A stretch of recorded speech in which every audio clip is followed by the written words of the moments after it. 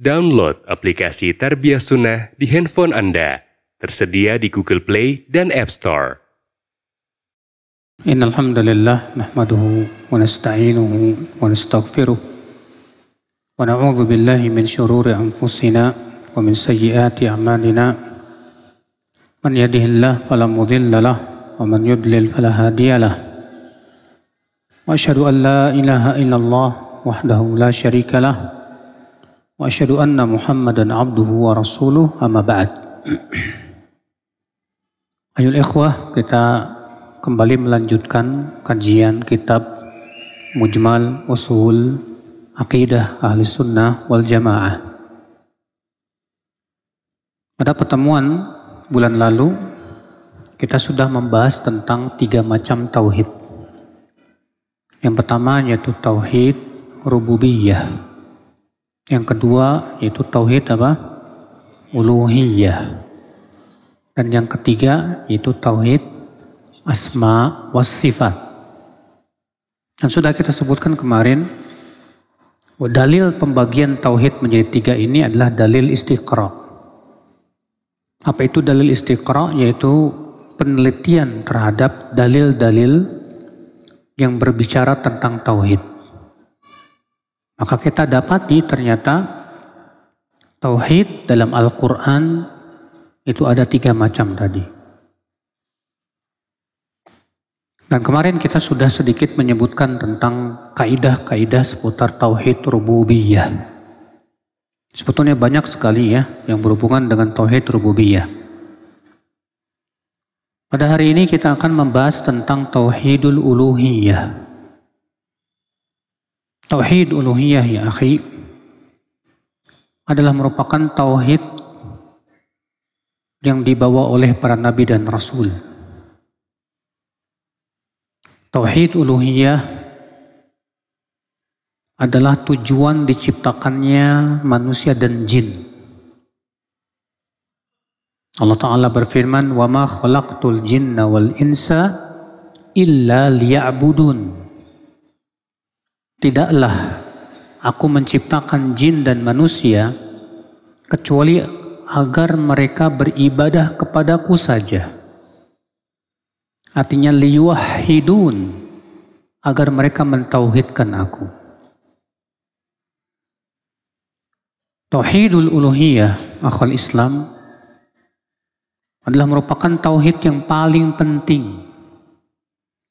Tauhid yang paling penting. Di sana ada beberapa kaidah yang harus kita pahami seputar tauhid uluhiyah. Dan sudah pernah kita sebutkan pada bulan kemarin tentang definisi tauhid uluhiyah. Apa itu definisinya? Tauhid uluhiyah adalah mentauhidkan Allah dalam perbuatan-perbuatan hamba-hamba Allah. Itu ibadah. Sedangkan tauhid rububiyah mentauhidkan Allah dalam perbuatan-perbuatan Allah. Ya. Tauhid uluhiyah ya akhi. Kaidah yang pertama yang harus kita ketahui bahwa sebatas tauhid rububiyah tidak cukup sampai ia benar-benar mentauhidkan Allah secara tauhid uluhiyah. Artinya tauhid rububiyah tanpa tauhid uluhiyah tidak diterima. Karena sudah kita sebutkan bahwa konsekuensi tauhid rububiyah adalah tauhid uluhiyah. Maka dari itu tauhid uluhiyah pasti mengandung tauhid rububiyah. Tauhid uluhiyah pasti mengandung tauhid apa? Rububiyah. Maka ya, apabila sudah kita sempat sampaikan pada bulan kemarin, apabila ada orang yang mengakui tauhid rububiyah, namun dia tidak mengakui tauhid uluhiyah, maka ini tidak cukup untuk memasukkan pelakunya ke dalam Islam. Kenapa demikian? Karena sudah kita sebutkan bahwa orang-orang musyrikin Quraisy meyakini tauhid rububiyah. Orang musyrikin Quraisy apabila ditanya siapa yang menciptakan langit dan bumi, mereka jawab siapa? Allah. Siapa yang memberikan rezeki? Allah. Siapa yang menurunkan hujan? Allah. Siapa yang bisa memberikan manfaat dan menolak mudarat? Allah. Itu orang musyrikin pun mengakui itu, Pak. Tapi keyakinan mereka bahwa Allah pencipta langit dan bumi tidak menjadikan mereka sebagai muslim. Kenapa? Karena mereka memalingkan ibadah kepada selain Allah. Mereka tidak mengakui tauhidul uluhiyah, yang hakikatnya adalah memurnikan ibadah hanya untuk Allah Subhanahu wa taala saja. Maka dari itu ya akhi, tauhid rububiyah tidak diterima tanpa tauhid uluhiyah. Dan tauhid uluhiyah pasti mengandung tauhid apa? Rububiyah. Ini kaidah yang pertama. Kaidah yang kedua ya akhwal Islam, bahwa syirik dalam uluhiyah itu adalah akibat daripada syirik dalam rububiyah. Maka orang yang syirik dalam rububiyah, dia pasti akan jatuh kepada syirik dalam apa? Uluhiyah. Kenapa ada orang yang memalingkan ibadah kepada selain Allah, Pak? Contoh misalnya, ada orang yang tawakalnya kepada selain Allah. Karena dia pasti memberikan sifat rububiyah kepada sesuatu yang ia tawakal kepadanya itu. Kenapa sih kita tawakal? Menyandarkan hati kita kepada sesuatu karena ada keyakinan bahwa sesuatu itu bisa menolak bala, Pak. Orang yang tawakalnya kepada jimat misalnya ya, penangkal. Kenapa orang tawakal kepada jimat atau penangkal? Karena ada keyakinan bahwa penangkal ini bisa menolak apa?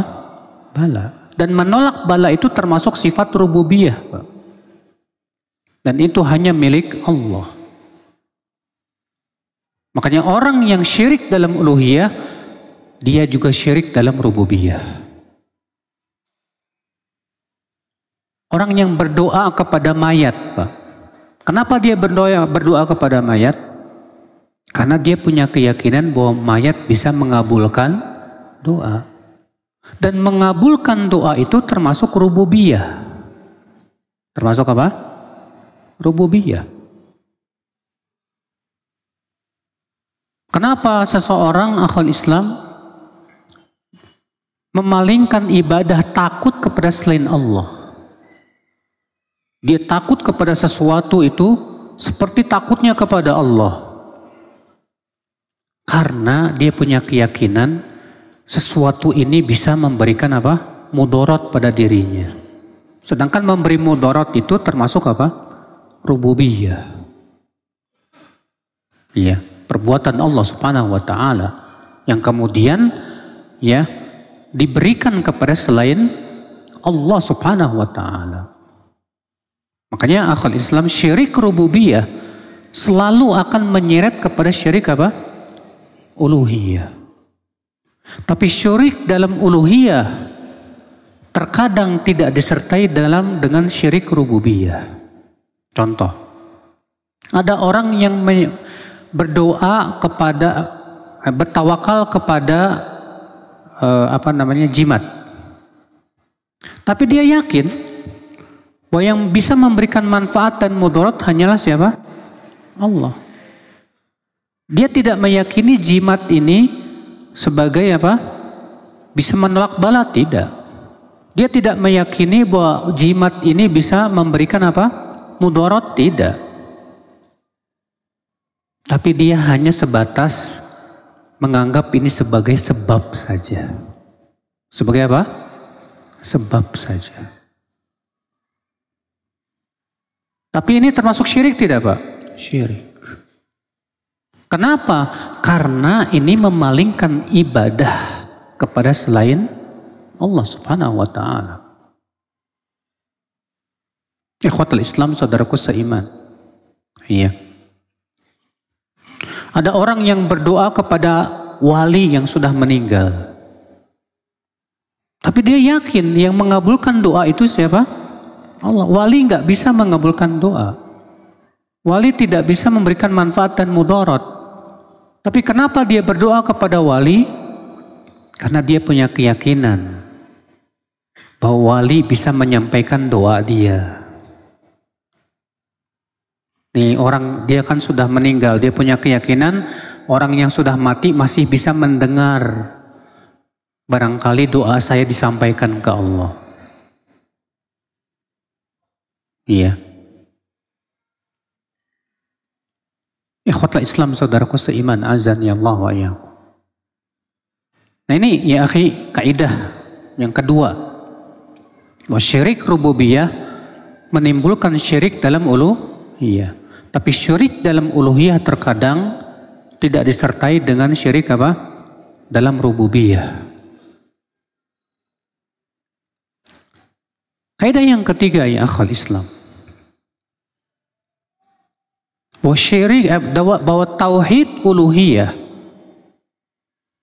tidak disebut tauhid uluhiyah kecuali apabila mengandung dua perkara. Yang pertama, meniadakan nafi. Dan yang kedua, menetapkan isbat. Tauhid uluhiyah tidak disebut tauhid uluhiyah kecuali dengan dua tadi Pak. Yang pertama apa? Meniadakan. Meniadakan apa? Meniadakan semua ya yang berhak disembah selain Allah. Maka kita katakan wajib kita yakini semua yang disembah selain Allah, semua yang diibadahi selain Allah tidak berhak untuk diibadahi.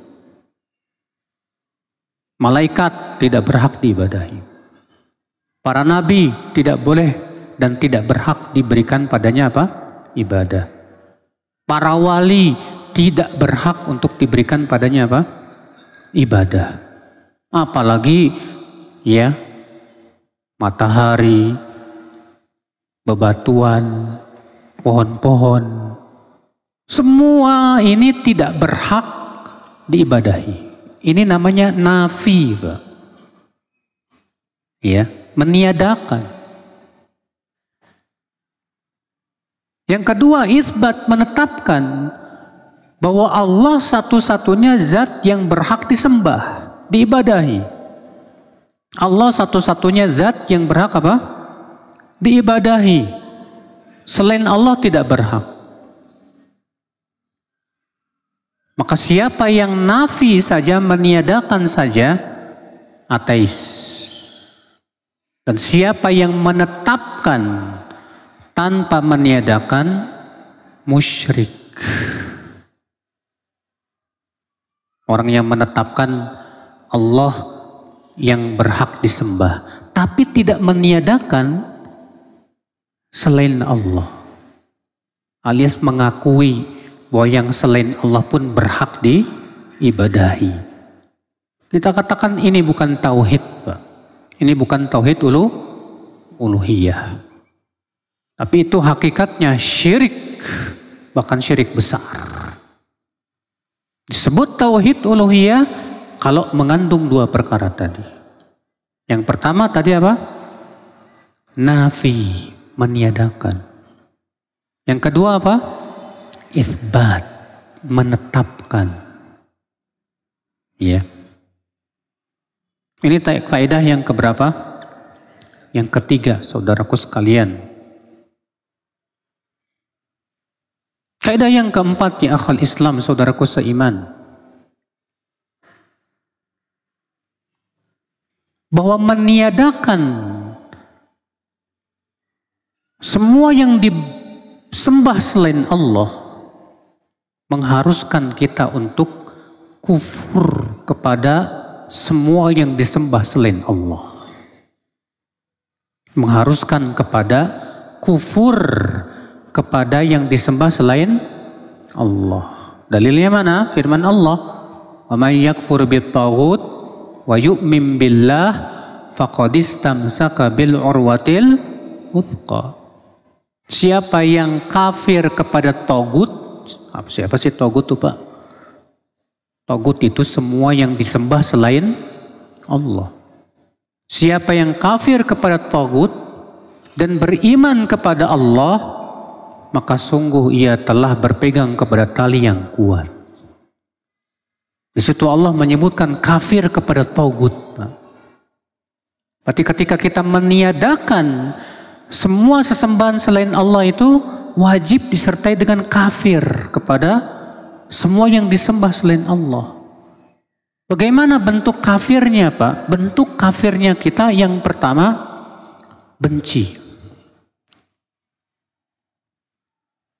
dan tidak ridho. Artinya kita tidak boleh ridho kepada syirik, nggak boleh. Dan harus ada kebencian di hati kita kepada kesyirikan. Harus ada, Pak. Karena itu konsekuensi iman. Kemudian yang ketiga, harus ada pengingkaran di hati kita. Adapun hati kita tidak mengingkari kesyirikan, ini berbahaya, Pak. Karena kan mengingkari itu, kata Rasulullah SAW, yang paling rendah dengan apa? Mengingkari yang paling rendah dengan apa? Dengan hati. Kata Rasulullah, man ra'a minkum munkaran falyughayyirhu apa? Biyadi. Fa illam yastati fa bilisani. Fa illam yastati fa biqalbi wa dzalika adhaful iman. Siapa yang di antara kalian melihat kemungkaran, hendaklah ia ingkari dengan tangannya. Jika tidak mampu, ingkari dengan lisannya. Jika tidak mampu, maka ingkari dengan apa? Hatinya. Itulah selemah-lemahnya iman. Berarti kalau hati itu tidak mengingkari, Pak, tidak ada pengingkaran di hati, ini bahaya, Pak. Ini musibah. Ikhwatul Islam, saudaraku sekalian. Kemudian masuk dalam makna kufur kepada tagut apalagi, Pak? Yaitu tidak tasyabuh dengan orang-orang yang mempersekutukan Allah Subhanahu wa Ta'ala. Tidak apa? Apa sih tasyabuh itu, Pak? Tasyabuh itu menyerupai. Cuma masalahnya, Pak, tasyabuh seperti apa yang dilarang dalam syariat Islam, Pak? Apakah semua bentuk tasyabuh tidak boleh? Para ulama sudah menjelaskan, Pak, bahwa tasyabuh yang dilarang itu adalah menyerupai orang kafir dalam perkara yang itu adalah khusus untuk mereka dan menjadi ciri mereka. Menyerupai orang kafir yang itu adalah khusus untuk mereka dan menjadi ciri mereka. Adapun kalau itu bukan khusus untuk mereka, nggak masalah. Contoh, kalau orang kafir pakai jam tangan, orang Islam pakai jam tangan. Jam tangan bukan kekhususan mereka dan bukan ciri mereka. Bukan apa? Bukan ciri mereka. Kalau mereka pakai ikat pinggang, apakah ikat pinggang jadi ciri mereka? Enggak juga. Iya. Jadi yang tidak boleh itu kalau itu merupakan ciri mereka, Pak. Nah, kalau misalnya sesuatu itu berasal dari orang kafir, Tapi itu pun bukan ciri mereka. Boleh. Dalilnya mana? Hadis bahwa Rasulullah SAW disebutkan dalam Abu Daud ya, beliau pernah memakai jubah Romawi. Rasulullah pernah memakai jubah Romawi. Kata Syekh Albani, ini menunjukkan bahwa memakai pakaian orang kafir, kalau itu bukan kekhususan dan ciri mereka, nggak masalah. Selama tidak bertabrakan dengan apa? Syariat. Berapa banyak Pak yang berasal dari orang kafir di zaman sekarang. Dan para ulama mengatakan nggak masalah. Iya. Yang bikin komputer siapa? Dari mana asalnya? Antum pakai media sosial, FB, IG, apalagi? TikTok, iya banyak itu. Siapa yang bikin? Antum kalau nyari di internet, cari di mbah Google, siapa yang bikin? Apakah dengan gara-gara yang membuatnya orang kafir jadi tidak boleh? Gak masalah, karena itu bukan kekhususan mereka, bukan ciri mereka, bukan ciri agama mereka. Pak. Sepak bola yang bikin siapa? Volleyball yang bikin siapa? Itu kan asalnya dari mereka. Tapi apakah para ulama mengatakan sepak bola nggak boleh? Boleh, selama tidak melanggar apa? Syariat. Volleyball boleh, selama tidak melanggar syariat. Itu cuma permainan, padahal asalnya dari orang kafir. Iya.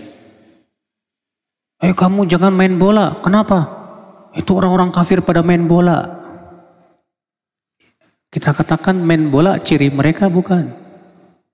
Kekhususan mereka bukan.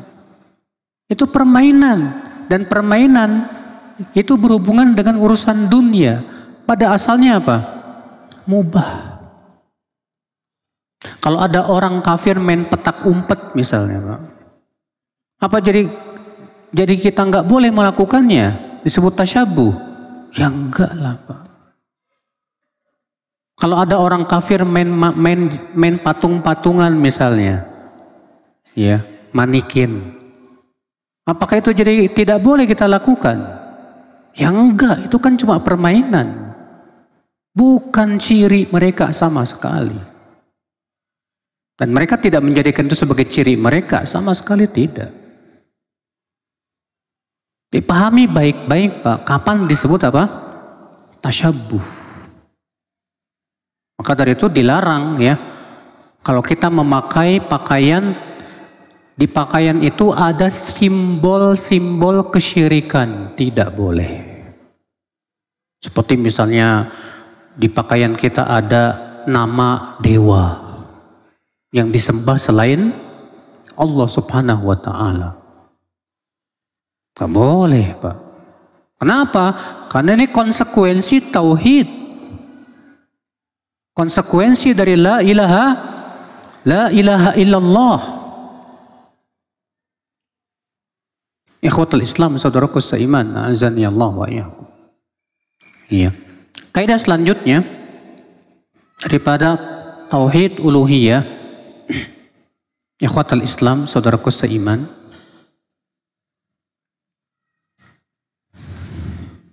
yaitu tauhid uluhiyah yang menjadikan seseorang itu muslim atau bukan. Karena sudah kita sebutkan tadi bahwa tauhid rububiyah tidak cukup memasukkan pelakunya kepada apa? Islam. Sebatas tauhid rububiyah saja tidak cukup. Sampai kapan? Sampai dia mentauhidkan Allah dalam uluhiyah. Sampai dia hanya beribadah kepada Allah saja. Tidak beribadah kepada selain Allah. Maka seseorang disebut muslim kalau dia bersyahadat asyhadu alla ilaha illallah wa asyhadu anna Muhammadan Rasulullah. Dan la ilaha illallah itulah tauhidul uluhiyah. Ya. Faedah selanjutnya ya akhwal Islam.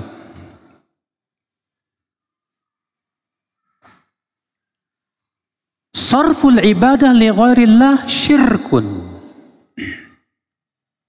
Memalingkan ibadah kepada selain Allah adalah kesyirikan.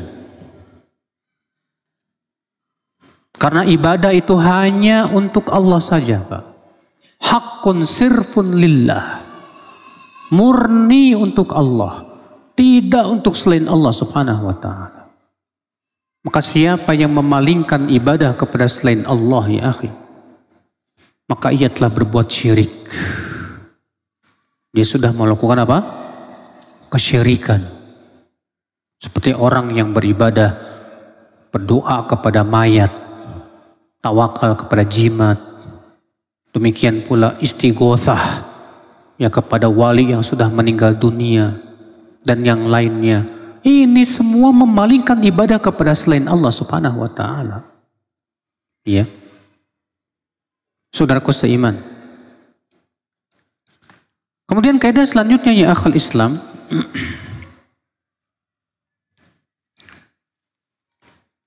Tauhidul uluhiyah huwa awwalu da'watir rusul. Tauhid uluhiyah adalah yang pertama kali didakwahkan oleh para rasul. Tauhid uluhiyah adalah yang pertama kali didakwahkan oleh para rasul. Bahkan itu merupakan dakwah yang difokuskan oleh para rasul.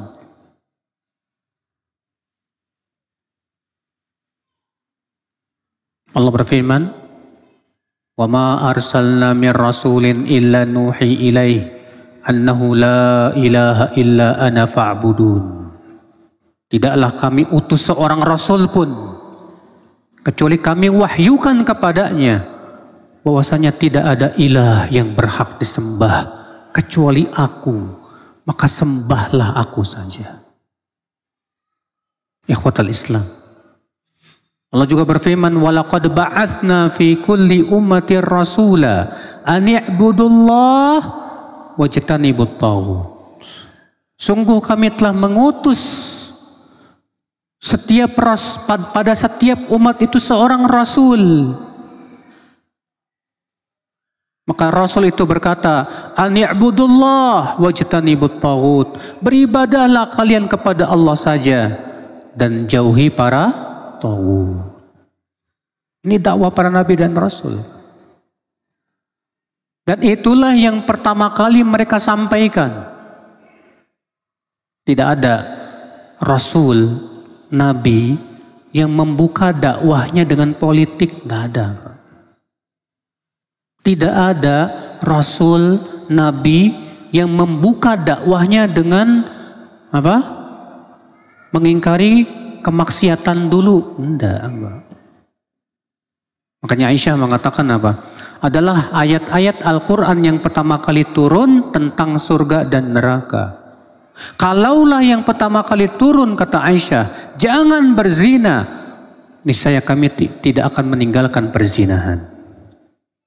Kalaulah yang pertama kali turun, jangan mencuri, niscaya kami tidak akan meninggalkan pencurian.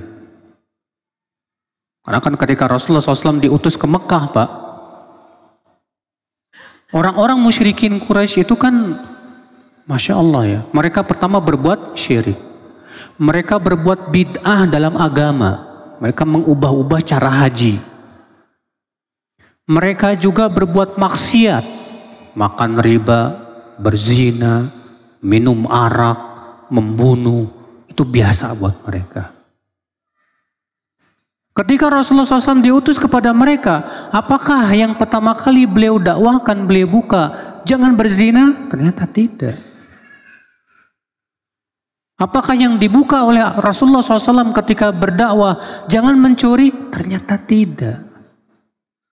Ternyata yang pertama kali Rasulullah dakwahkan apa? Sembahlah Allah saja. Jangan sekutukan Allah subhanahu wa ta'ala. Ikhwatul Islam, saudaraku seiman, azani Allah wa iyyakum. Makanya setiap dakwah yang tidak memulai dengan tauhid, ini dakwah yang tidak sesuai dengan metode dakwah para nabi. Setiap dakwah yang tidak memfokuskan tauhid, itu dakwah yang tidak sesuai dengan manhaj para nabi dalam berdakwah kepada Allah subhanahu wa ta'ala. Ikhwatul Islam, saudaraku seiman.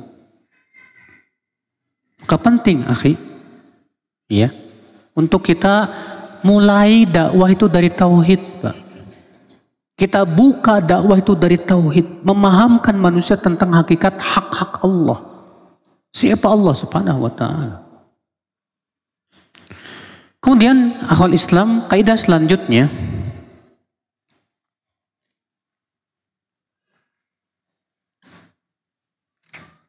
bahwa tauhid adalah keadilan yang paling adil dan sumber berbagai macam ketaatan dan kebaikan. Keadilan yang paling adil, tauhid. Dan tauhid sumber berbagai macam kebaikan, Pak. Kenapa demikian? Ini berhubungan dengan sebelumnya. Kenapa para nabi membuka dakwah dari tauhid?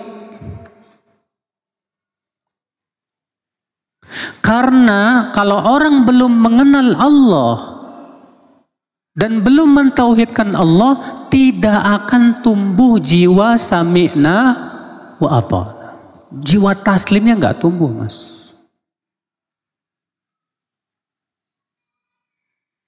Gimana caranya supaya orang itu tunduk dan patuh kepada Allah? Berarti harus ditumbuhkan rasa takut kepada Allah. Harus ditumbuhkan rasa cinta kepada Allah.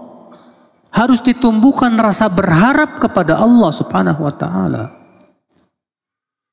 Ketika keyakinan kepada Allah sudah sangat kuat dan menghunjam di dada, maka disitulah, Pak, akan muncul jiwa taslim, jiwa sami'na wa ata'na. Makanya lihat, 13 tahun Rasulullah berdakwah di Mekah kepada apa? Tauhid. Tauhid apa? Uluhiyah. Hasilnya lihat, Pak. Ketika Allah perintahkan para sahabat untuk hijrah, yang namanya hijrah berat loh, Pak. Meninggalkan harta kita, rumah kita, handai taulan kita, keluarga kita yang kita cintai, pergi ke suatu tempat yang kita nggak tahu jeluntrungnya gimana. Tapi subhanallah, karena tauhid sudah menghunjam di dada, mereka pun akhirnya pergilah hijrah. Subhanallah. Di kota Madinah, mulai Allah turunkan berbagai macam hukum. Dan lihat bagaimana para sahabat ketika Allah turunkan ayat yang mengharamkan arak. Apa ada para sahabat, Pak, ketika diharamkan arak, mereka mikir-mikir dulu. Ada nggak para sahabat ketika diharamkan arak mengatakan begini, kok haram sih? Arak kan banyak manfaatnya. Ada enggak? Padahal para sahabat, yang namanya arak tuh minuman keseharian, Pak. Sehari-hari mereka minum arak, bayangkan. Subhanallah, ketika Allah turunkan ayat yang mengharamkan arak, langsung ditumpahkan. Tanpa mereka bertanya, kenapa? Nggak kayak kita. Kita itu kalau mendengar dalil yang mengharamkan, kok haram? Kenapa? Karena tauhid kita belum sempurna. Jiwa sami'na wa ata'na kita itu belum kuat. Kalau jiwa taslim kita, jiwa sami'na wa ata'na kita kuat, ketika kita melihat dalil yang sudah jelas, yang mengharamkan, Khalas. Langsung saat itu sami'na wa ata'na. Kalau kayak para sahabat itu. Ketika Allah turunkan ayat hijab, ada enggak sahabiat yang berkata, aduh panas, ini kan gurun pasir. Tahu sendiri kan di Madinah. Di Madinah itu kalau musim panas sampai 50 derajat mas. Iya, panasnya full. Nggak ada sahabat ketika Allah turunkan hijab mengatakan apa? Panas. Ketika Allah turunkan ayat hijab, apa yang terjadi? Langsung ditarik gorden-gorden rumah mereka. Langsung mereka menutup hijab-hijab mereka, aurat-aurat mereka. Tanpa bertanya, kenapa? Kenapa bisa seperti itu? Itu hasil dari dakwah tauhid. Hasil daripada tauhid yang telah kokoh di hati akhul Islam. Orang kalau tauhidnya sempurna, tadi jiwa sami'na wa ata'nya juga luar biasa. Jiwa taslimnya itu luar biasa. Tapi kalau orang tauhidnya lemah, jangan harap dia sami'na wa ata'na. Makanya kalau antum melihat ada orang yang jiwa tauhidnya lemah, terus antum dakwahi dia kepada jangan merokok, jangan musik, gak bakalan didengar dong. Ente ini dikit-dikit haram, apa-apaan sih? Makanya orang yang jiwa tauhidnya masih lemah, lihat Pak. Iya, yang masih ngikutin hawa nafsu, syahwat dan yang lainnya Pak. Susah Pak untuk menaati Allah dan Rasulnya Pak. Makanya disinilah Pak rahasianya. Kenapa sih para nabi dan rasul memulai dakwah dari apa? Tauhid dulu. Karena tauhid itu sumber berbagai macam ketaatan. Tauhid itu sumber berbagai macam kebaikan dan itulah kekuatan.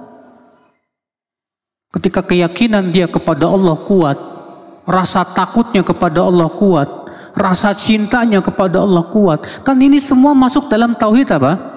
Uluhiyah. Uluhiyah saudaraku. Berharap dia kepada Allah kuat. Wallahi Pak, orang seperti ini pasti akan selalu tunduk dan patuh kepada Allah Subhanahu wa ta'ala. Ini yang diinginkan dari tauhid ya. Kaidah selanjutnya. Sebaliknya, syirik adalah sumber berbagai macam keburukan. Syirik adalah sumber berbagai macam apa? Keburukan. Anda silakan bisa survei. Tidaklah suatu daerah yang tersebar padanya kesyirikan kecuali pasti tersebar berbagai macam maksiat dan keburukan di situ. Silakan lihat. Di negara-negara barat sana Pak. Di Amerika yang katanya negara adikuasa itu Pak. Ketika mereka tidak mengenal tauhid dan tidak mentauhidkan Allah, mereka berbuat syirik kepada Allah. Lihat berbagai macam keburukan di sana menyebar. Sampai disebutkan pembunuhan di sana itu paling tinggi Pak. Sampai orang datang ke sekolahan ditembakin anak-anak. Itu kan kenapa bisa terjadi? Akibat buruk syirik gitu Pak. Sampai di Amerika itu ada sebuah kota zombie katanya. Orang pada mabuk semua gini kayak zombie gitu Pak. Kenapa? Akibat syirik. Akibat syirik. Makanya kesyirikan itu sumber munculnya berbagai macam maksiat sudah. Maka kalau kita ingin memadamkan maksiat, padamkan dulu kepalanya. Sumbernya apa itu? Syirik. Kalau syirik sudah bisa dipadamkan, dientaskan, insya Allah yang lainnya akan padam dengan sendirinya. Makanya lihat, ketika Rasulullah SAW berdakwah kepada tauhid, memahamkan tentang Allah Azza wa Jal, Dengan otomatis para sahabat pun meninggalkan zina, meninggalkan arak, meninggalkan judi, meninggalkan berbagai macam maksiat. Mereka tinggalkan itu, subhanallah. Karena sudah kita sebutkan tadi Pak, tauhid itu menimbulkan jiwa taslim. Taslim, sami'na wa ata'na. Kan istilah penting lah Pak. Jangan menganggap remeh masalah apa? Tauhid. Jangan diremehkan masalah syirik Pak. Allah ya akhul Islam. Hak Allah yang paling agung itu tauhid Pak. Dan kezoliman yang paling zolim di sisi Allah itu apa? Syirik Pak.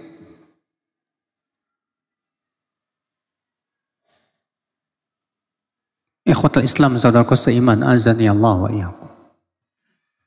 Kaidah selanjutnya ya akhi. Sudah masuk Isya belum? Belum ya? Hah?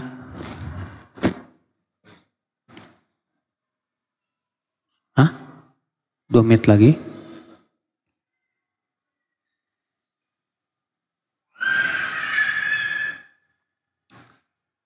Ibadah.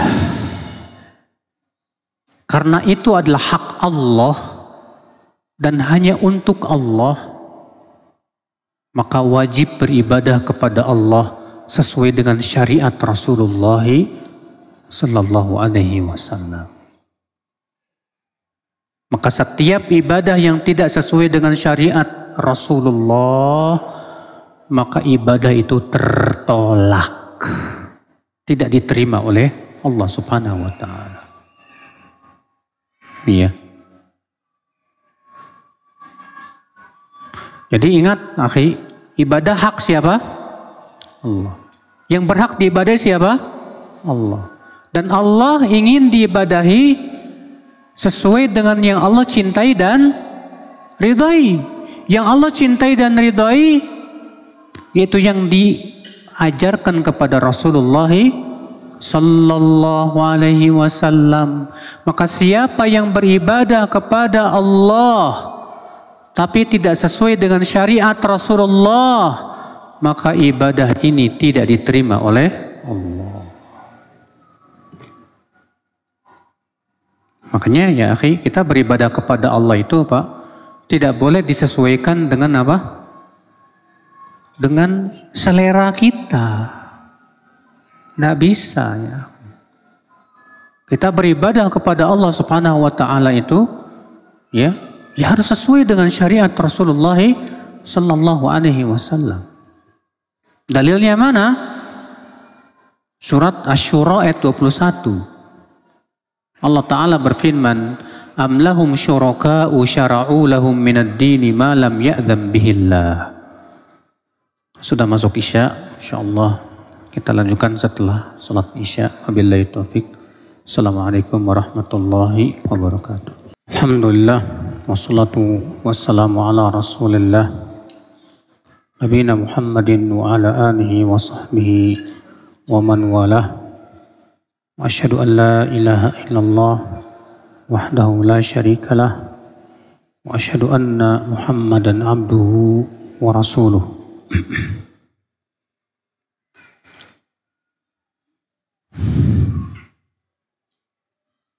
Ikhwatul Islam, saudaraku seiman, azani Allah wa iyyakum. Kita sedikit melanjutkan kaidah tentang tauhid uluhiyah.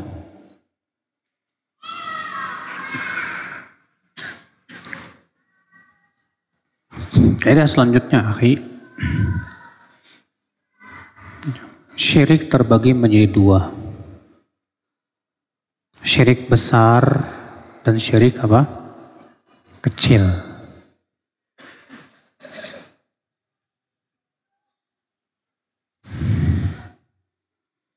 Apa perbedaan syirik besar dengan syirik kecil? Syirik besar dengan syirik kecil ada 3 perbedaan. Perbedaan yang pertama, syirik besar mengeluarkan pelakunya dari Islam. Sedangkan syirik kecil tidak.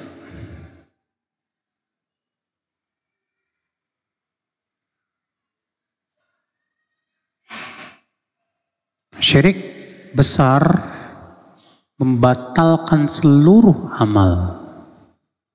Sedangkan syirik kecil hanya membatalkan amal yang terkena syirik kecil itu saja.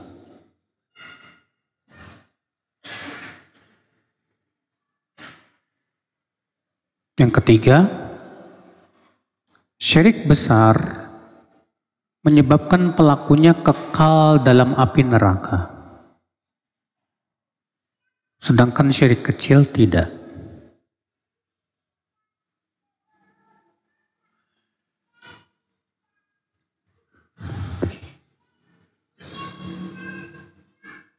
Apa definisi syirik besar? Definisi syirik besar adalah an yattakhidha syarikan au niddan lillahi fi rububiyyatihi au uluhiyatihi au asma'ihi wa sifatihi. Syirik besar adalah menjadikan bagi Allah sekutu atau tandingan. Menjadikan bagi Allah sekutu atau tandingan dalam rububiyahnya atau uluhiyahnya atau nama dan sifatnya. Atau nama dan apa? Sifatnya. Ini syirik besar, Pak. Jadi syirik besar itu artinya mengambil sekutu atau tandingan untuk untuk Allah dalam rububiyah, uluhiyah, asma dan sifatnya. Contoh dalam rububiyahnya sudah pernah kita sebutkan. Seperti ada orang yang meyakini sesuatu itu bisa menolak mudarat selain Allah. Atau bisa memberi manfaat selain dengan tanpa izin Allah Subhanahu wa taala. Atau meyakini bahwa mayat bisa mengabulkan doa. Ini namanya menjadikan sekutu bagi Allah dalam masalah apa? Mengabulkan doa. Karena yang bisa mengabulkan doa hanya siapa? Allah Subhanahu wa taala. Atau meyakini sesuatu itu bisa memberikan rezeki tanpa izin dari Allah. Ini namanya syirik dalam rububiyah. Adapun uluhiyah menjadikan tandingan untuk Allah tersekutu dalam ibadah. Di mana dia memalingkan ibadah itu kepada selain Allah secara keseluruhan. Ya. Dia memalingkan ibadah kepada selain Allah Subhanahu wa taala. Contoh tadi doa sama berdoa kepada mayat. Padahal doa hanya untuk siapa? Allah. Tawakal kepada contohnya jimat, penangkal. Padahal tawakal hanya untuk siapa? Allah Subhanahu wa taala. Kemudian kaidah selanjutnya, akhi, syirik besar bisa terjadi dengan keyakinan atau perbuatan atau ucapan. Syirik besar bisa terjadi dengan keyakinan atau perbuatan atau ucapan. Adapun dengan keyakinan, contoh, meyakini bahwa ada sesuatu yang berhak diibadahi selain Allah. Ini syirik keyakinan. Adapun dengan perbuatan, Contoh, orang yang sujud kepada patung. Orang yang sujud kepada apa? Patung. Atau menyembelih untuk selain Allah, untuk jin dan yang lainnya, misalnya menyembelih ayam hitam atau menyembelih ayam putih. Iya. Syirik dalam ucapan contohnya berdoa kepada selain Allah. Makanya dari itu syirik tidak hanya terdapat pada keyakinan saja, Pak, tapi juga pada perbuatan dan apa? Ucapan. Ya. Ikhwatul Islam, saudaraku seiman. Kemudian akhul Islam, kaidah selanjutnya, semua yang menjerumuskan kepada syirik besar, maka itu termasuk syirik kecil. Semua yang bisa menjerumuskan kepada syirik besar, maka itu masuk dalam kategori apa? Syirik kecil. Contoh misalnya, tatayur, menganggap sial dengan hari. Syirik kecil apa syirik besar, Pak? Syirik kecil. Kecuali kalau dia meyakini bahwa hari itu bisa memberikan mudorot tanpa izin Allah. Maka ini berubah menjadi syirik apa? Besar. Kalau antum mendengar ada burung gagak, wah ini bakalan sial. Syirik kecil. Tapi kalau kita punya keyakinan bahwa burung gagak itulah yang memberikan kesialan tanpa izin Allah, maka syirik besar. Pahami baik-baik, Pak. Syirik kecil bisa berubah menjadi syirik besar. Karena makanya kan dia itu wasilah kepada syirik apa? Besar. Dia bisa menjerumuskan kepada syirik besar. Bersumpah dengan nama selain Allah. Contoh misalnya itu bersumpah demi bumi, demi langit. Syirik. Tapi syirik apa? Kecil. Berubah menjadi besar kapan? Kalau dia bersumpah dengan nama bumi dan langit dengan keyakinan bahwa langit dan bumi ini bisa memberikan manfaat, menolak mudarat. Iya. Ini syirik kecil. Ria. Ria termasuk syirik besar apa kecil? Kecil. Kenapa? Karena ini bisa menjerumuskan kepada syirik besar. Ketika seseorang mengharapkan pujian manusia, kalau dia meyakini bahwa pujian manusia lebih besar dari pujian Allah, syirik besar, Pak. Tapi kalau dia tidak meyakini itu, hanya sebatas mengharapkan pujian manusia selain pujian Allah, itu masuk dalam kategori syirik apa? Kecil. Iya. Apalagi kalau dia menganggap saya tidak butuh pujian Allah, saya cuma butuh pujian manusia dalam ibadah tentunya ya. Ini syirik besar ya. Ya khotul Islam, saudaraku seiman. Kaidah selanjutnya, menjadikan sesuatu itu sebab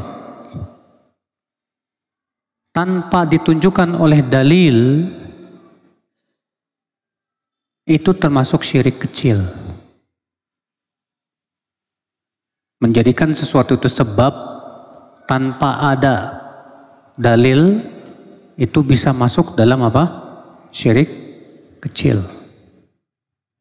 Contoh, kalau ada orang punya keyakinan bahwa bintang itu sebab turunnya hujan. Bintang itu sebab turunnya apa? Hujan. Syirik kecil. Kenapa? Karena Allah dan Rasulnya tidak pernah menjadikan bintang sebagai apa? Sebab turunnya hujan. Makanya untuk meyakini sesuatu itu sebab harus sesuai dengan apa? Dalil. Harus sesuai dengan apa? Dalil. Mana dalilnya? Contoh misalnya, saya tidak meyakini jimat itu menolak bala, tidak. Saya yakin yang menolak bala itu hanya Allah. Dan saya pun tidak bertawakal kepada jimat sama sekali. Tawakal saya hanya kepada Allah. Ini cuma sebab. Kita katakan, mana dalilnya dari Al-Quran dan hadis bahwa jimat itu sebab tertolaknya bala. Hatta ente tawakalnya hanya kepada Allah. Tapi ketika Anda menjadikan sebagai sebab tanpa dalil, ini termasuk syirik. Walaupun itu masuk dalam syirik apa? Kecil. Tapi ingat loh Pak, syirik kecil itu lebih berat daripada daripada dosa besar loh Pak. Syirik kecil itu lebih berat dari dosa besar, ingat. Jadi jangan pernah menganggap remeh syirik apa? Kecil, saudaraku seiman. Azani Allah wa iyyakum. Iya. Baik, saya kira cukup karena kalau kita bahas semua kaidah berhubungan dengan ini banyak banget Pak. Iya. Barangkali ada yang mau bertanya silahkan. Kita buka tanya jawab.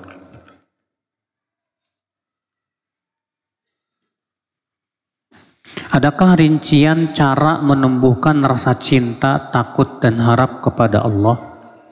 Caranya yang pertama, kenali Allah.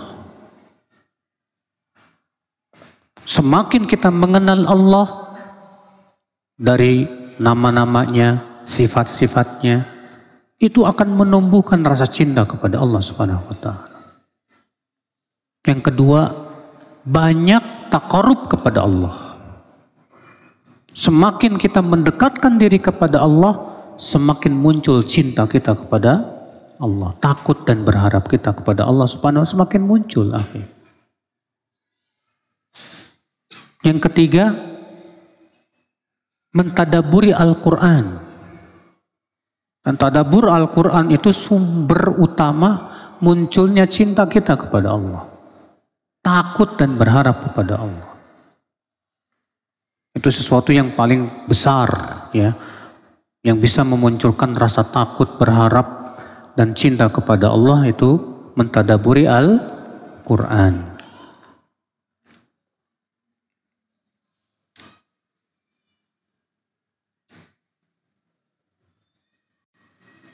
Ada suami istri yang sudah bercerai lewat pengadilan, sudah sah bercerai dan sertifikat sudah keluar catatan dengan status perceraian talak 1. Mereka sudah berpisah beberapa tahun dan mereka belum menikah lagi setelah bercerai. Sekarang mereka mau kembali lagi alias bersatu. Hukumnya gimana? Kalau baru talak 1 boleh. Tapi kalau memang sudah bertahun-tahun seperti itu, maka harus dengan akad baru, mahar baru. Ya. Akad baru, mahar baru. Tidak boleh balik lagi itu kalau sudah talak 3, Mas. Kalau talak 3, maka pada waktu itu apa? Tidak boleh balik lagi sampai si istri menikah dengan laki-laki lain. Lalu diceraikan oleh si suami yang kedua tersebut dengan sukarela.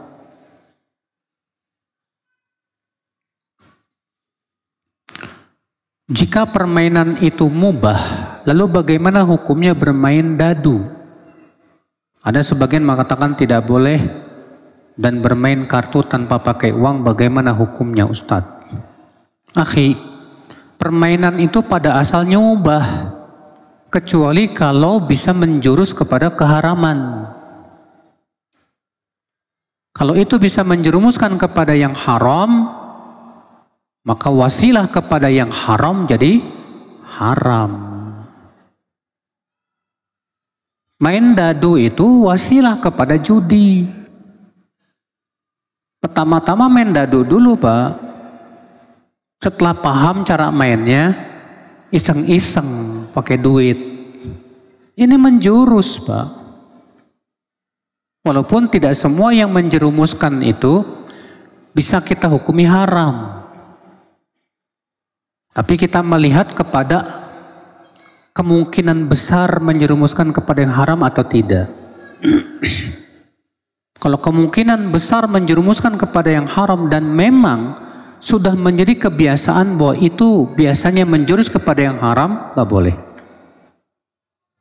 Adapun kalau itu bukan kebiasaan, contoh, antum beli pisau, yang namanya pisau itu bisa menjadi sebab pembunuh orang tidak Pak?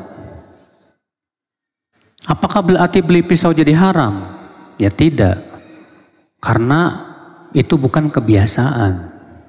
Orang biasanya beli pisau buat miris bawang, masak, dan yang lainnya.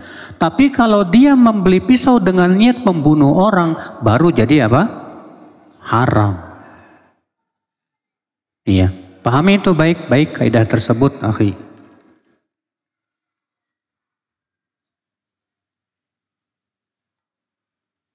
Bagaimana supaya terhindar dari syirik? Yang pertama, wajib mempelajari syirik. Bagaimana syirik? Apa itu syirik? Warna-warninya, macam-macamnya. Kalau kita tidak tahu, bagaimana kita akan bisa menghindari? Pelajari. Yang kedua, jangan merasa aman dari syirik. Karena orang yang merasa aman akan sangat mudah jatuh kepada apa? Syirik. Yang ketiga, jangan menganggap remeh syirik. Karena orang yang menganggap remeh biasanya akan jatuh kepadanya. Biasanya orang sebelum jatuh kepada dosa, dia akan anggap remeh dulu dosa. Pak. Kalau dia sudah menganggap remeh dosa, itu jadi pintu dia masuk ke dalam dosa. Demikian pula syirik. Yang keempat, jangan berteman dengan orang-orang yang suka berbuat syirik. Karena teman itu bisa menarik kita, Pak. Makanya, ya, pepatah orang Arab apa? As-sahibu sahib. Teman itu menarik. Yang menjerumuskan kita. Ya. Hati-hati. Kalau kita ingin selamat, jangan berteman dengan orang yang suka berbuat apa? Syirik. Supaya tidak jatuh. Sebatas kita berteman untuk mendakwahi dia, nggak masalah.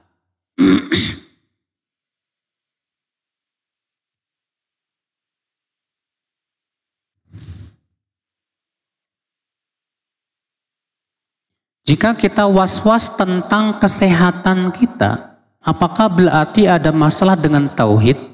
Apa maksudnya? Kalau maksudnya antum misalnya Pak, ya, jadi orang penakut gitu Pak, sehingga maunya berada di tempat yang steril, ya. Waduh, serba ketakutan, mau keluar rumah, takut, kesehatan. Ya karena takut katanya di udara itu banyak kuman-kumannya dan yang lainnya. Jadi serba ketakutan. Ini was-was. Was-was seperti ini akibat kurangnya tawakal kepada Allah. Kewajiban kita yang pertama, berusaha dulu memang betul, tapi tidak berlebihan. Sambil kita tawakal kepada Allah. Sambil kita usaha dengan memakan makanan yang sehat, olahraga, dan semua sebab-sebab untuk kesehatan kita. Adapun kemudian sedikit-sedikit ketakutan. Wah ini akhi, ya. Kurang tawakal dia kepada Allah Subhanahu wa Ta'ala.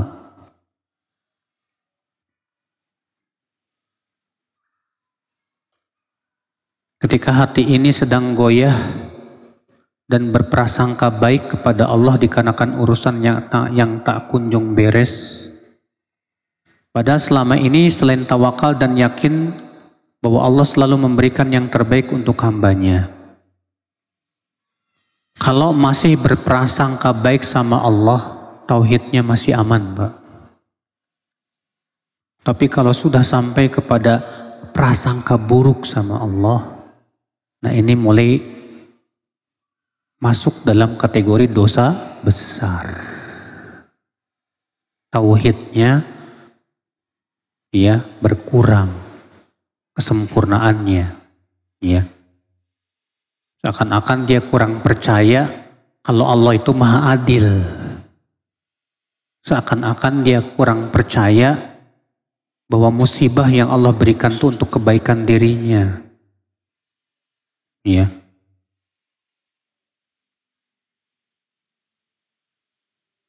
Apakah menghadiahkan pahala amal kepada mayat termasuk daripada syafaat yang bersyarat, Ustadz? Akhi, menghadiahkan pahala kepada mayat kalau memang ada dalilnya nggak masalah. Contoh, sedekah. Semua ulama sepakat bahwa sedekah untuk mayat boleh. Ada yang diperselisihkan oleh para ulama, menghadiahkan bacaan Quran untuk mayat, sampai atau tidak? Imam Ahmad mengatakan sampai. Dalilnya qiyas, dikiaskan kepada sedekah. Imam Syafi'i ada dua riwayat. Satu riwayat sama dengan pendapat Imam Ahmad. Tapi riwayat yang paling kuat dari Imam Syafi'i tidak sampai. Dan itu yang dirojihkan oleh Al-Imam Ibnu Katsir dalam tafsirnya. Alasannya, Rasulullah dan para sahabatnya tidak pernah satupun mereka menghadiahkan bacaan Al-Quran kepada mayat. Padahal Rasulullah orang yang paling sayang kepada umatnya. Dan ini pendapat yang saya condong kepadanya. Bahwa menghadiahkan bacaan Quran kepada mayat itu tidak sampai. Makanya ya akhwal Islam, ya, menghadiahkan pahala itu hendaknya dibatasi dengan yang sesuai dengan dalil saja. Kalau ada dalilnya, silahkan. Kalau nggak ada dalilnya, jangan. Karena masalah sampai atau tidaknya pahala itu masalah gaib. Dan masalah gaib hanya boleh ditetapkan oleh apa? Wahyu. Dalil. Dan tidak bisa dikiaskan. Iya. Nah ini akal Islam.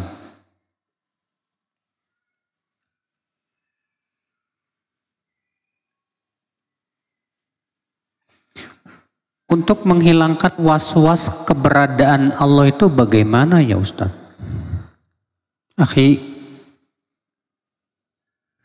baca Al-Quran, baca hadis, baca perkataan para sahabat, tabi'in, tabi'ut, tabi'in, Anda akan dapatkan dalam Al-Quran, hadis, dan perkataan para ulama bahwa Allah beristiwa di atas arasy. Adapun was-was antum yang mengatakan kalau Allah beristiwa di atas arasy, berarti Allah butuh tempat dong. Maka kita katakan itu akibat antum menyamakan Allah dengan apa? Makhluk. Makhluk betul. Kalau makhluk berada di atas, berarti dia butuh apa? Tempat. Jangan samakan Allah dengan makhluknya. Allah mendengar, Allah melihat. Mendengar Allah dan melihatnya Allah tidak sama dengan mendengar. Demikian pula istiwanya Allah di atas arasy tidak sama dengan istiwa makhluk di atas ranjang. Jangan samakan. Insyaallah pada pertemuan yang akan datang kita akan membahas kaidah-kaidah tauhid asma wa sifat. Iya. Ini udah muncul nih musik-musik ini Mas.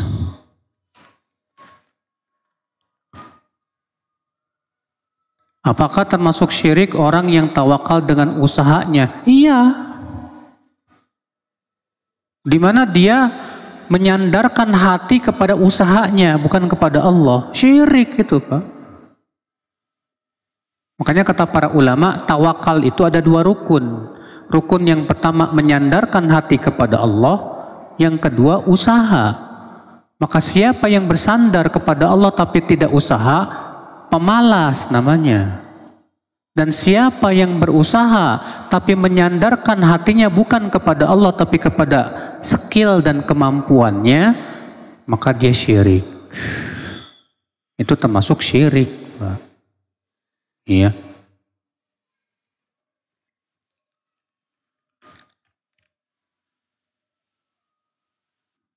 Saya pernah dengar ada tauhid mulkiyah atau hakimiyah.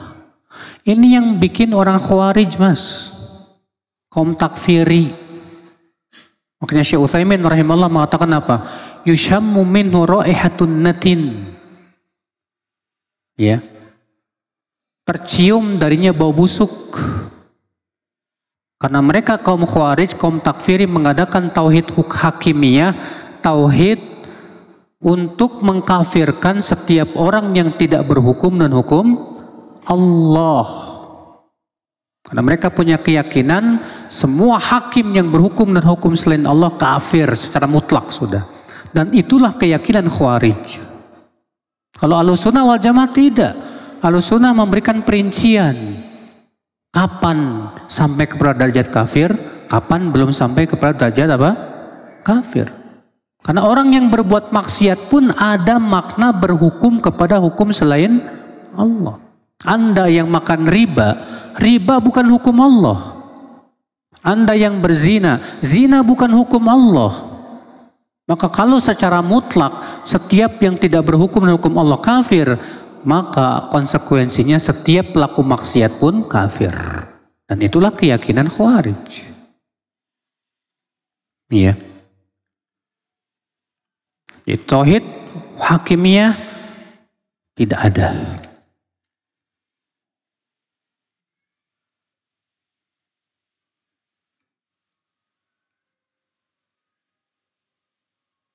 Seperti apa tawakal yang benar, Ustadz? Sudah kita sebutkan tadi kalau terpenuhi 2 syarat. Rukun. Yang pertama, hati kita bersandar hanya kepada Allah. Yang kedua, usaha. Iya. Jika sholat kadang khusyuk, kadang tidak. Apakah itu berarti mempermainkan sholat? Enggak. Itu menunjukkan iman antum naik turun. Kalau lagi naik khusyuk, kalau lagi turun nggak bisa khusyuk. Iya. Bukan berarti antum orang yang mempermainkan sholat. Enggak. Buktinya antum masih sholat kok. Cuma permasalahannya kekhusyuan itu sering terganggu, Pak. Ya, kadang banyak pikiran. Makanya kalau kita mau khusyuk, Pak, usahakan urusan kita beresin dulu. Nah ini saudaraku. Jadi masalah tidak khusyuk itu ya bukan menjadikan sholat itu sebagai permainan, sama sekali tidak. Rasulullah pernah nggak khusyuk kok. Waktu itu Rasulullah SAW pernah diberi hadiah pakaian. Ternyata pakaiannya itu ada apa? Corak-coraknya gitu. Setelah selesai sholat, Rasulullah langsung membuka pakaian itu dan berkata, coraknya ini membuat saya tidak bisa khusyuk. Tolong kembalikan. Umar bin Khattab pernah sholat, ya dalam sholat memikirkan, membereskan pasukannya gimana ya. Sampai beliau lupa baca Al-Fatihah. Rasulullah pernah suatu ketika mengirim seseorang ke gunung untuk berjaga di atas gunung. Ketika masuk waktu subuh, itu penjaga belum pulang juga. Akhirnya beliau sholat subuh sambil melihat ke gunung. Sambil melihat kemana? Ke gunung. Itu hadisnya sahih, Pak. Makanya Kalau antum tidak khusyuk karena sesuatu yang sifatnya syar'i, ya itu nggak apa-apa. Tidak mempengaruhi sholat. Rasulullah pernah sholat subuhnya biasanya lama, ini cepat. Setelah sholat beliau langsung tergopoh-gopoh masuk kemana? Ke masjid, ke rumahnya. Kemudian ditanya, kata Rasulullah, tadi waktu aku sholat, aku ingat ada emas yang belum aku bagikan. Makanya Rasulullah langsung meringkaskan sholatnya. Gara-gara itu. Iya. Yang musibah itu kalau mikirinnya sesuatu yang enggak. Mikirin main game. Mikirin ya sepedahan, mikirin AWW, ini bahaya nih.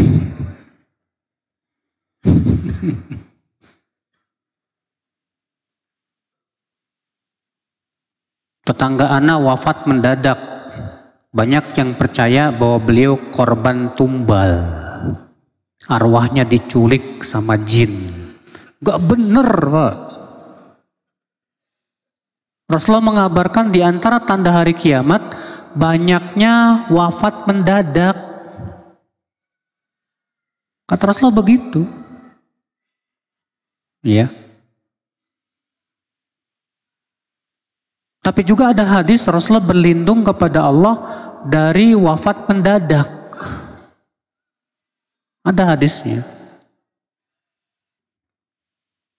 Namun kata para ulama, wafat mendadak itu tergantung keadaannya. Kalau dia keadaannya sedang sholat, insya Allah mudah-mudahan husnul khotimah. Kalau lagi baca Quran tiba-tiba meninggal, alhamdulillah. Lah ini lagi zina tiba-tiba mati, aduh, naudzubillah. Iya, kita berlindung kepada Allah dalam hari itu.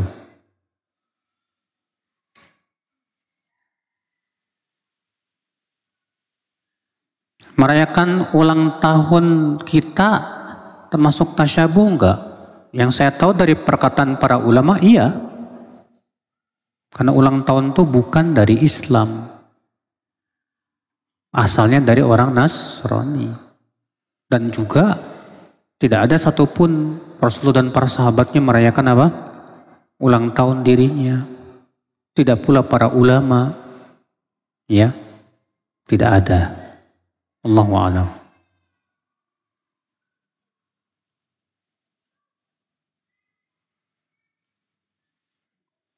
Zaman sekarang ini banyak sekali yang mendukung apa? LGBT. Allah musta'an, Pak. Ngeri, Pak. Sikap apa yang harus kita lakukan? Sikap kita dakwah. Terutama pada tauhid dulu, Pak. Kenapa orang bisa jadi seperti itu? Akibat tauhidnya lemah. Kalau tauhidnya kuat, nggak bakalan, Pak. Antum melihat di negara tauhid Saudi, nggak laris itu Pak. Nggak laku. Ya. Adanya hal-hal seperti ini, ada yang mendukung dan yang lainnya, itu dia. Karena lebih ngikutin hawa nafsu, syahwat, atau karena dibayar, atau karena takut diancam. Sehingga akhirnya tidak tertawakal kepada Allah Subhanahu wa ta'ala. Wallahi Pak. Kalau anak diam, antum diam, semua kita diam. Wallahi akan terus menggeliat. Ya. Kita tidak boleh diam. Kalau mereka aja nggak diam, masa kita diam? Mereka terus mendakwahkannya. Mereka terus berjuang bagaimana supaya ya suka sesama jenis itu bisa laris. Masa kita diam? La wallah kita tidak boleh diam, saudara. Iya.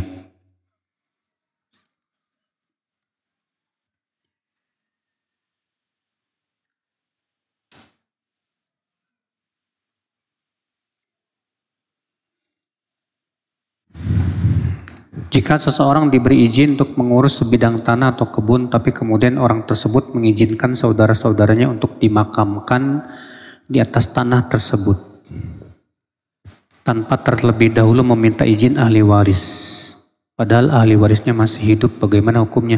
Pertama, menguburkan mayat di tanah pribadi bukan di perkuburan umum itu nggak boleh, Pak.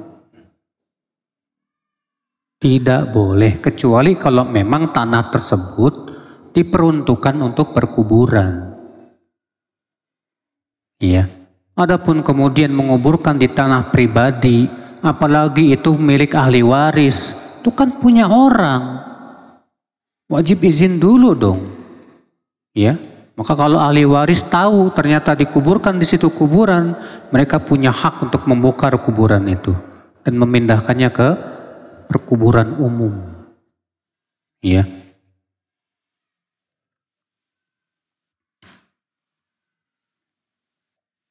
Apakah tawasul bertentangan dengan tauhid? Tergantung tawasul seperti apa. Kalau tawasulnya dibolehkan secara syariat, nggak masalah. Seperti tauhid, seperti tawasul melalui Asmaul Husna. Tawasul melalui orang soleh yang masih hidup dan hadir. Boleh, ada dalilnya. Tawasul melalui amalan soleh.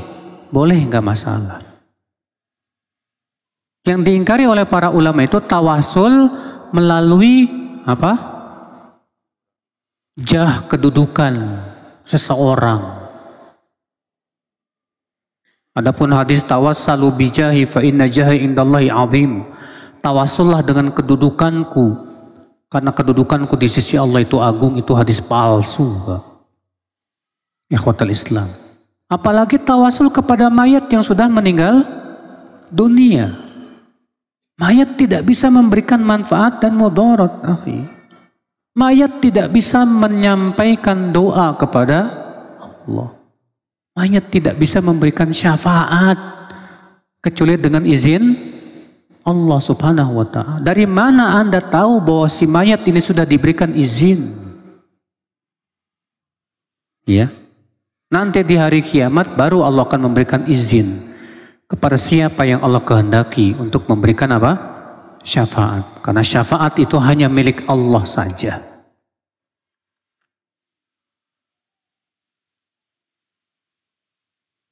Apakah termasuk kesyirikan apabila meyakini sebab turunnya hujan karena proses penguapan air dan yang lain-lain. Kalau memang bisa dibuktikan secara ilmiah bahwa itu adalah ya proses terjadinya apa? Hujan, dan itu terbukti secara ilmiah, silahkan. Tidak termasuk syirik, tidak. Makanya kalau misalnya ada orang berkata awan mendung, sepertinya ini pertanda akan hujan. Enggak masalah. Karena dia melihat ada apa? Tanda saja. Itu namanya menjadikan itu sebagai tanda. Pertanda turun hujan. Tapi tidak boleh meyakini ini pasti bakalan hujan. Belum tentu juga. Ya. Karena yang menurunkan hujan itu siapa? Allah subhanahu wa ta'ala. Baik, saya kira cukup sampai di sini. Semoga yang sampaikan bermanfaat. Subhanakallah bihamdik. Asyhadu an la ilaha illa anta astaghfiruka wa atubu ilaik. Assalamualaikum warahmatullahi wabarakatuh.